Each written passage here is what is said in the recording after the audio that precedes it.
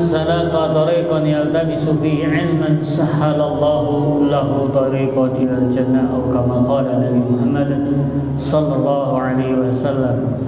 Alhamdulillah wa syukurillah, syukur kehadiran Allah Subhanahu wa taala atas segala limpahan nikmat yang Allah berikan kepada kita sehingga kita bisa menghadiri di dalam salat maghrib secara berjamaah dan dilanjutkan kita dengan iktikaf di Masjid Al-Ma'arif yang mulia ini dengan mengucapkan nawaitul i'tikaf di hadzal masjid sunnatan lillahi ta'ala.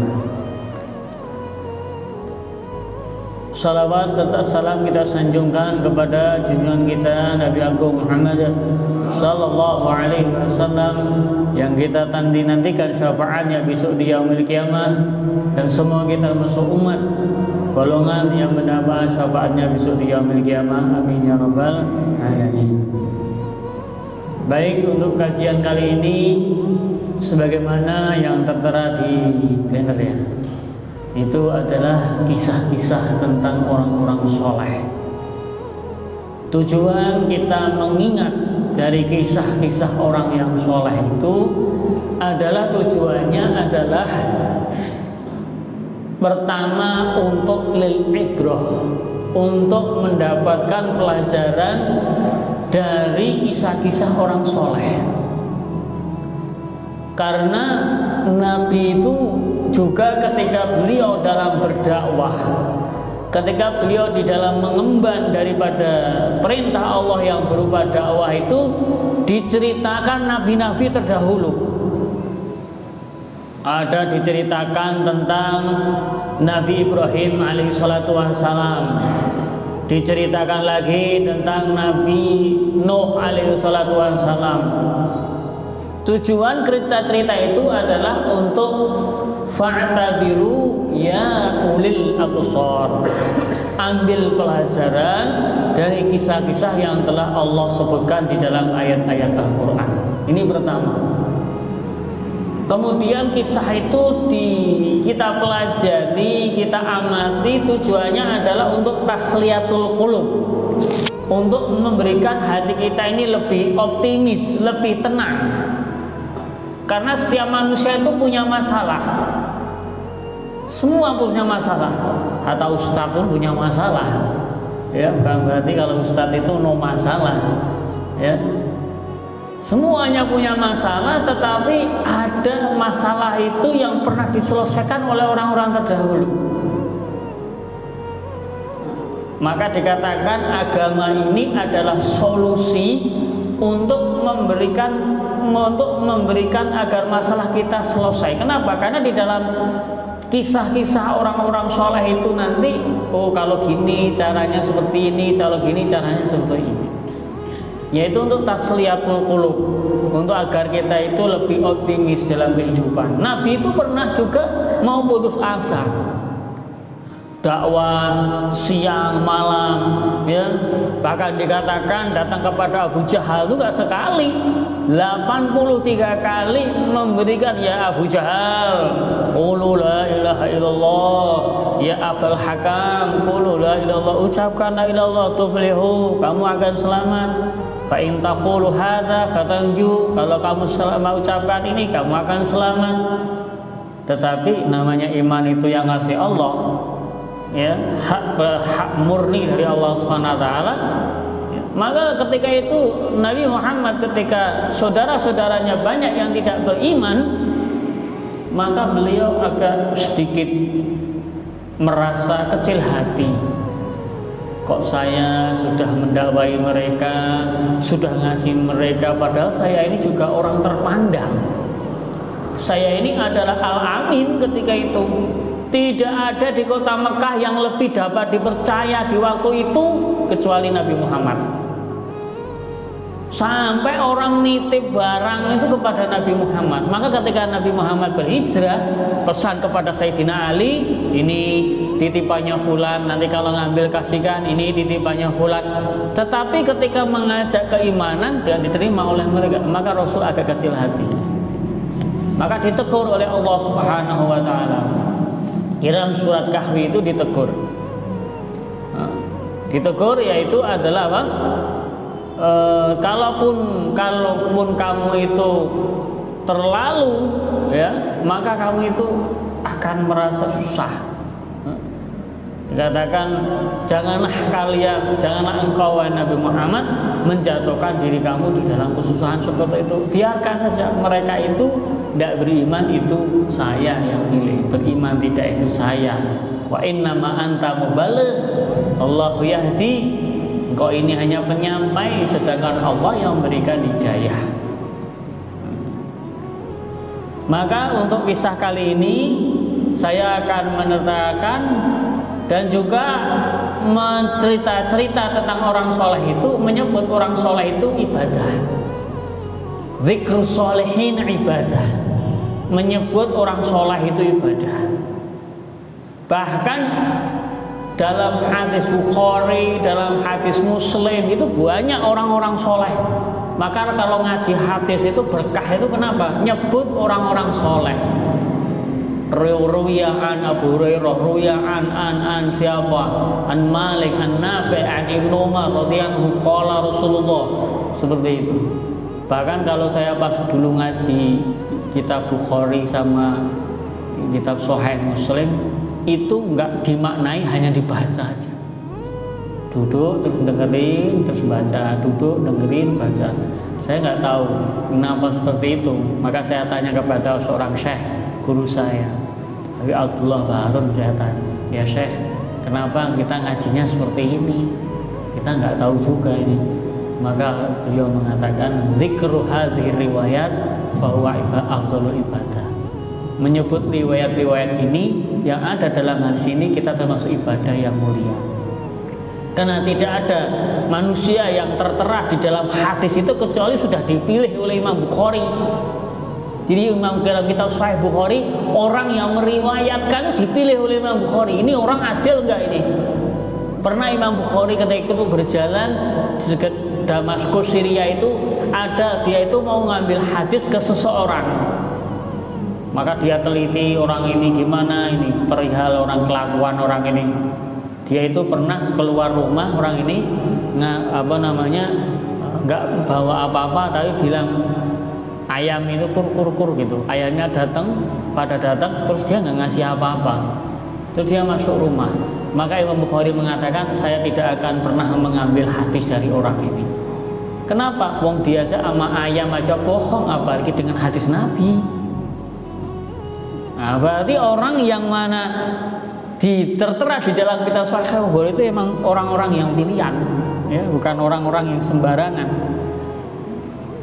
Baik, untuk kisah kali ini yaitu adalah cerita tentang Uwais Al-Qarni. Ya, Uwais Al-Qarni ini beliau adalah orang yang mana termasuk orang yang pilihan.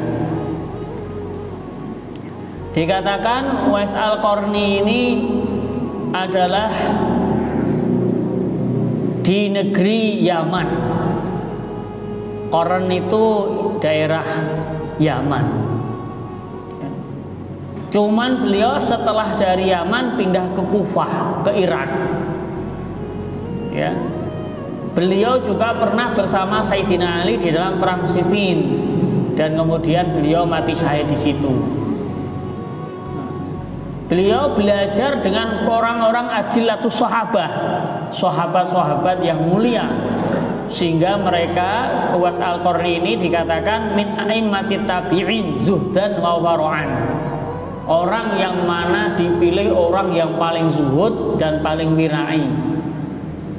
Bahkan dikatakan dalam riwayat itu Uwais Al-Qarni itu sampai nggak punya rumah. Kalau makan itu secukupnya. Ya, sedikit makan dah, insyaallah.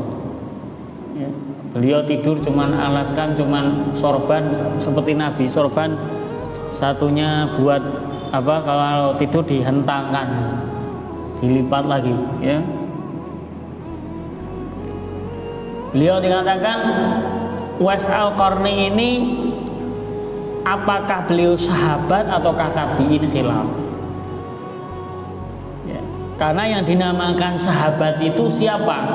Sahabat itu adalah orang yang bertemu dengan Nabi dan beriman. Itu namanya sahabat. Wa ala alihi wa sahbihi, dan sahabatnya itu siapa? Orang yang mana dia itu bertemu dengan Nabi dan beriman. Ada orang bertemu dengan Nabi nggak beriman, itu bukan sahabat. Abu Jahal, Abu Lahab itu bertemu dengan Nabi, hari-hari bertemu, cuma nggak beriman kepada Allah, itu bukan sahabat. Nah, ulama mengatakan namanya sahabat yaitu adalah orang yang mana bertemu dengan Nabi dan dia beriman dengan Nabi. Jumlah sahabat yaitu adalah 124.000 sahabat. Ya, banyak. Ya. Seperti jumlah para anbiya dan mursalin. Para anbiya dan mursalin jumlahnya juga 124.000 nabi dan rasul. Cuman yang di dalam Al-Quran yang wajib kita imani dan kita tahu yaitu adalah 25 nabi. Adam, Idris, Nuh, Soleh, sampai beberapa nabi sampai kepada Nabi Muhammad Sallallahu Alaihi Wasallam. Dikatakan Uwais Al-Qarni yaitu adalah orang yang mana sangat taat kepada ibunya. Ya. Beliau ketika itu pernah ditanya amalan apa yang membuat dia dipilih oleh Rasul menjadi orang yang utama, yaitu karena birrul walidain. Ya, birrul walidain itu taat kepada orang tua. Jadi amalan yang bisa mengangkat derajat yang tinggi itu birrul walidain. Bahkan birrul walidain itu bisa menolak bala, mendatangkan rezeki. Jadi nggak perlu namanya pesugihan. Kalau ingin pesugihan itu taat sama orang tua nanti kayak sendiri. Cuman sulit ya kadang ya. Dulu ada kisah ini, kisahnya tentang 3 orang yang pernah masuk gua. Mungkin cerita ini sering dikisahkan oleh para ulama dan itu tertera di dalam hadis Riyadhus Shalihin. 3 orang datang lagi hujan, berteduh di gua, masuk di gua, guanya ini langsung runtuh sehingga mulut guanya itu tertimpa dengan batu, nggak bisa keluar. Akhirnya mereka ini bertawasul, mereka ini ingat amal-amal mereka dihadapkan oleh Allah. Maka yang pertama yaitu dia itu bercerita tentang amalnya. Saya punya 2 orang tua yang mana setiap pagi saya itu memeras susu kambing untuk orang tua saya. Terus khidmat terus tiap pagi seperti itu, ngasih minum. Di suatu hari ketika susu sudah saya peras, waktu itu saya ingin mengasihkan, orang tua lagi saya tidur. Maka saya ini bingung, ini mau saya bangunin apa enggak ini. Maka ketika itu nggak dibangunin, ditunggu oleh orang tersebut. Ditunggu padahal anaknya ini pengen susu tersebut. Merengek-rengek nangis, wahai ayam itu susunya siapa? Wah, ini nanti untuk orang tua kita. Saya minta ini, saya haus terus sampai nangis, bahkan sampai memegang kaki orang tua tersebut untuk minta, tapi nggak dikasihkan. Walhasil ketika orang tuanya sudah bangun, baru dikasihkan susunya itu, diminum oleh orang tuanya itu. Maka orang ini mengatakan, ya Allah, kalau memang amal ini baik, tolong mulut gua ini dibuka. Akhirnya mulut guanya terbuka. Ini dengan sebab dia taat kepada orang tua ini, Allah Subhanahu wa Ta'ala beri keluasan. Nah, kalau kita ini kadang-kadang kalau kita makan ngumpet malahan. Ya. Tahu-tahu orang tua tahu bungkusnya saja. Ya jajan ke rumah, makan, baru bungkusnya dibuang, orang tuanya lihat, nggak tahu. Ya, baru kalau udah habis, Pak, mau nggak, Pak? Oh, udah habis kok. Ditawarin ya gimana lagi? Orang tuanya jawab, wah, saya nggak pengen kalau makanan itu. Ya udah habis lah. Jadi adabnya kalau kita jajan itu orang tua dulu yang diawalkan. Nih, Pak, mau nggak, Pak? Oh, nggak, makan aja, makan aja. Oh ya, kita makan. Nah, adabnya seperti itu. Ya. Terus yang kedua, ketika orang yang di dalam gua itu, yaitu adalah dia ini pernah seneng kepada anak pamannya, ya, atau kerabat jauh lah yang halal dinikahi, cantik. Maka dia itu berpikir, wah, saya ini pengen zina kepada orang wanita itu. Ketika sudah masuk kamar dengan laki-laki itu, dia mau bersetubuh, langsung ingat, astagfirullahaladzim, ini dosa ini. Maka tinggalkan. Pemuda ini meninggalkan maksiat. Ya, ini salah satu fadilahnya, pemuda itu diajak maksiat kok lari meninggalkan maksiat, dia nanti akan dapat naungan, tidak ada naungan kecuali naungan dari Allah di yaumil mahsyar. Di WA sama cewek suruh ini, astagfirullahaladzim, langsung di blokir namanya, ya, nomornya. Nah, jangan diikutin terus, setan nanti senang. Nah, dia seperti itu, akhirnya dia munajat kepada Allah, pintu guanya terbuka. Yang ketiga yaitu adalah ketika dia itu ada seseorang yang dia ini jadi mandor bagian tukang gaji pegawai. Ketika itu, nah ketika sudah digaji semua, tinggal satu orang belum digaji. Akhirnya uangnya ini diusahakan sampai banyak, jadi punya kambing, punya ini. Nah, ketika beberapa tahun yang kerja ini datang, fulan, dulu saya pernah kerja, saya belum digaji. Mana gaji saya? Kata orang itu, yaitu kambing-kambingmu itu gaji kamu. Loh, kok banyak banget? Ya, usaha saya, uang kamu saya usahakan, sekarang semua milik kamu. Maka dia mengatakan, ya Allah, kalau memang ini sesuatu yang bagus, bukakan pintu gua itu. Akhirnya pintu guanya terbuka. Nah, jadi itu adalah salah satu orang yang mempunyai fadilah, orang yang berbuat baik kepada orang tua. Dikatakan di dalam hadis Nabi, kalaupun kita menebus jasa orang tua kita, ya, dibandingkan dengan kita itu ada daging, kemudian ditaruh di tempat yang panas di Mekah, tawaf itu, tempat tawaf, kemudian dagingnya mendidih, kemudian kita gendong orang tua kita berjalan tawaf 7 kali di situ dengan gendong orang tua, itu untuk membandingi jasa orang tua kita itu nggak akan bisa. Saking besarnya jasa orang tua tersebut.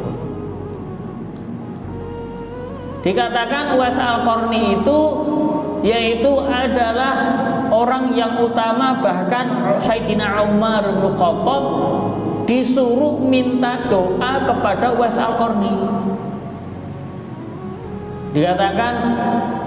Dikatakan an Umar bin Khattab yabhasu an Uwais Al-Qarni min ayyi ja'a Uwais Al-Qarni ila Umar bin Khattab kana amirul mu'minin yastaqbilul wufud al-atiyah min ahli Yaman.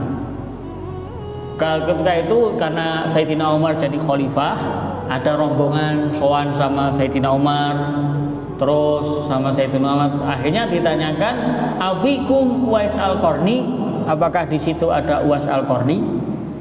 Maka dicari Umar Khattab, mencarinya, maka Umar Khattab mengatakan, sesungguhnya qad sami'a minan nabi hadisan bi sya'ni hadza tabi'i, karena Sayyidina Umar pernah disuruh Nabi untuk minta doa kepada Uwais Al-Qarni. Dikatakan bahwasanya Uwais Al-Qarni juga orang yang mana adalah mutawadhi'in, orang yang tawadhu. Beliau pernah berbincang dengan anjing. Wahai anjing, kalau kamu sampai sirat lebih dulu, berarti kamu lebih baik dari saya. Kalau saya kok sampai sirat lebih dulu dari saya, berarti saya lebih baik dari engkau. Nah, saking tawadhu'nya daripada Uwais Al-Qarni. Kemudian dikatakan Uwais Al-Qarni itu adalah pengikut zaman sampai Sayyidina Ali bin Abi Thalib. Dikatakan di sini adalah Uwais Al-Qarni adalah orang yang mana pernah ikut di dalam perang Siffin. Lama talaba minhu Haram bin Hayyan ayusiu fara'ahu alai ayatan min ahli khumutukhon. Nah, itu adalah Uwais Al-Qarni. Uwais Al-Qarni yaitu adalah orang yang mana hidup di zaman ketika itu diriwayatkan di sini An Sufyan qala kana Uwais Al-Qarni ridaan idza jalasa masal ardu. Jadi Sufyan Ats-Tsauri mengatakan Uwais Al-Qarni kalau beliau itu punya rida, ketika duduk maka cuman musab itu terus duduk di bumi karena nggak punya kursi, nggak punya apa-apa. Allahumma ini a'tadulaika min kulli kabdin ja'iatin. Dan dikatakan saya Uwais Al-Qarni pernah dalam waktu itu mengikuti Nabi 3 hari nggak makan. 3 hari nggak makan.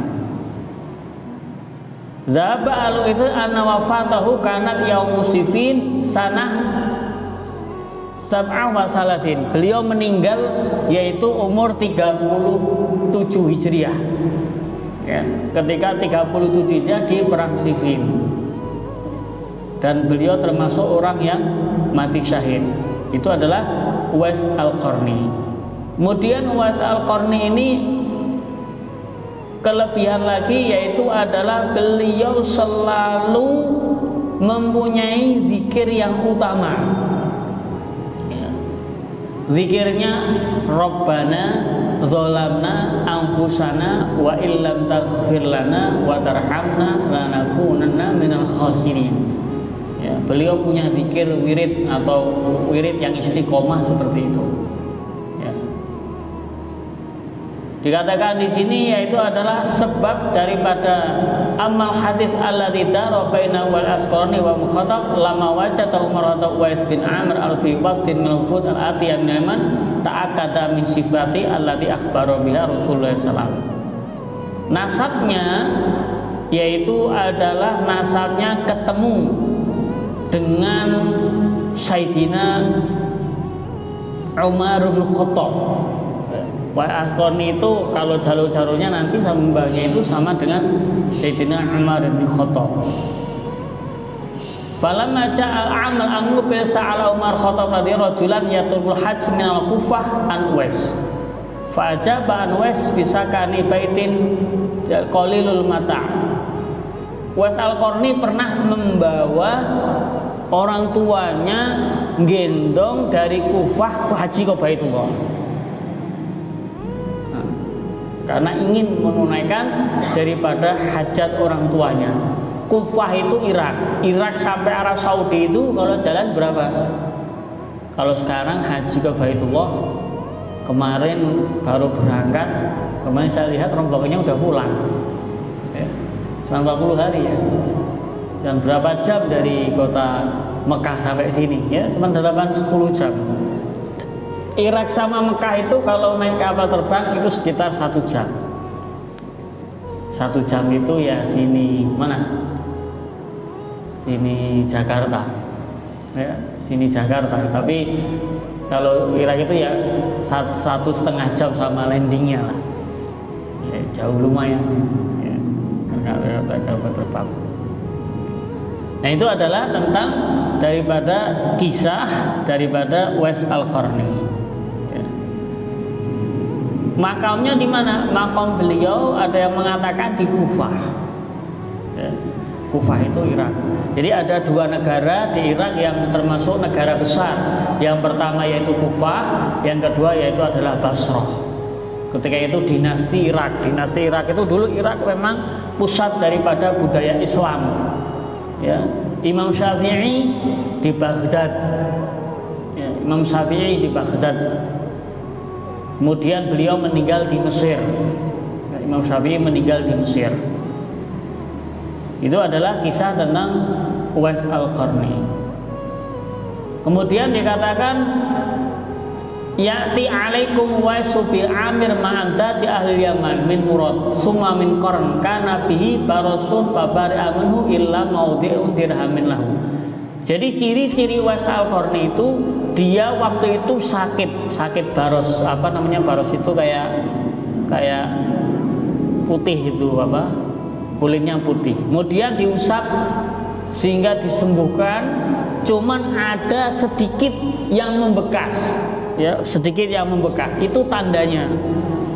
Dikatakan lau aqsama 'alallahi la barrahu fa in istata'ta ayyastaghfira likullin faf'al. Jadi karena Uwais Al-Qarni ini seorang wali oleh Allah Subhanahu wa taala, maka doa apa saja diterima oleh Allah Subhanahu wa taala.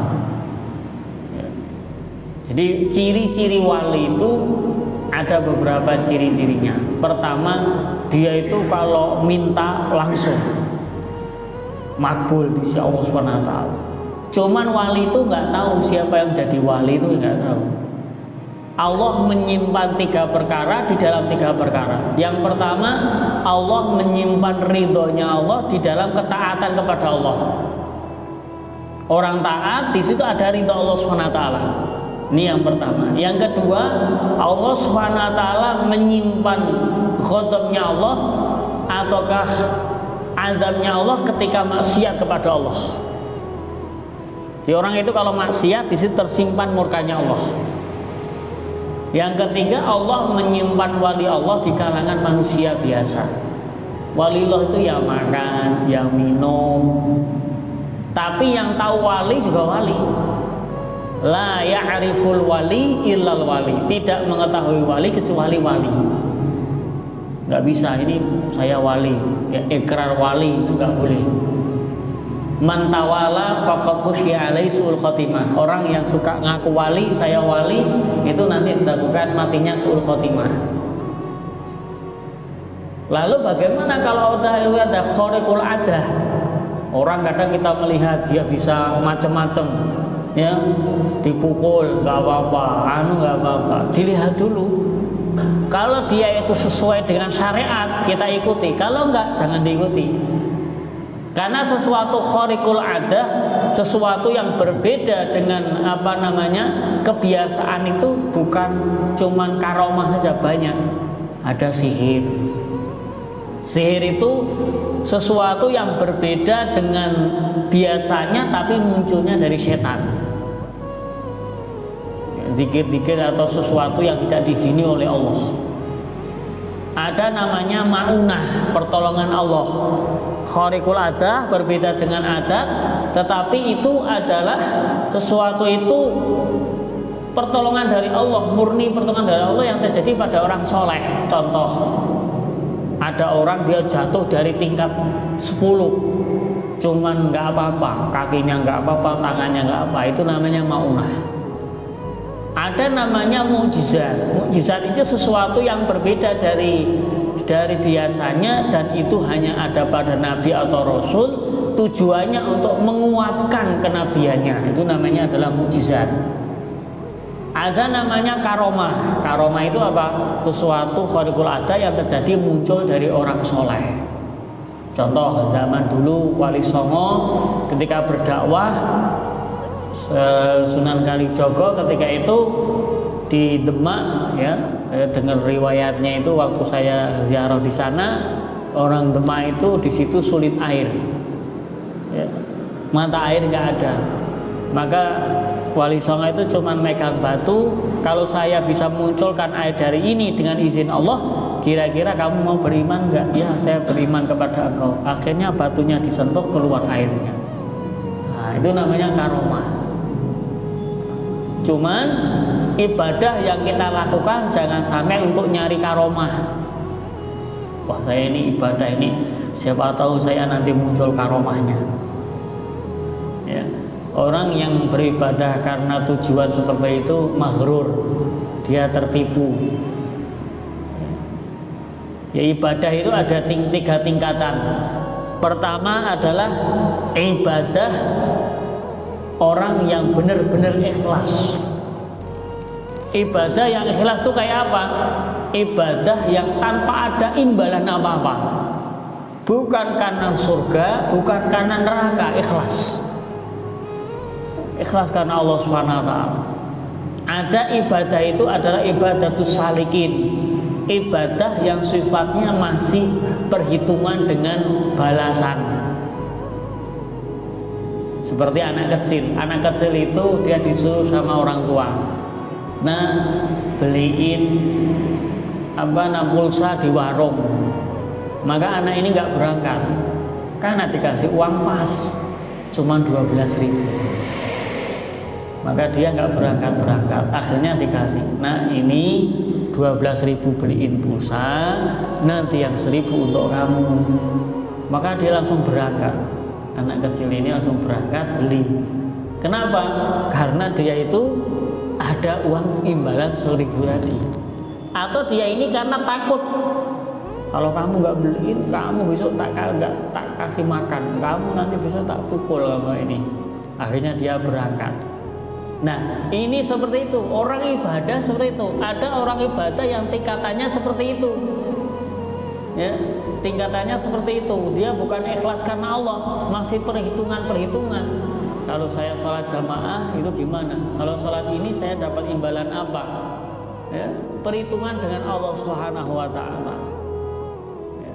Atau karena takut, nanti saya kalau nanti masuk neraka, nanti kalau tapi itu boleh nggak? Ya boleh-boleh aja. Ya, cuman kalau bisa ibadah itu murni karena Allah, seperti sahabat ibadah karena Allah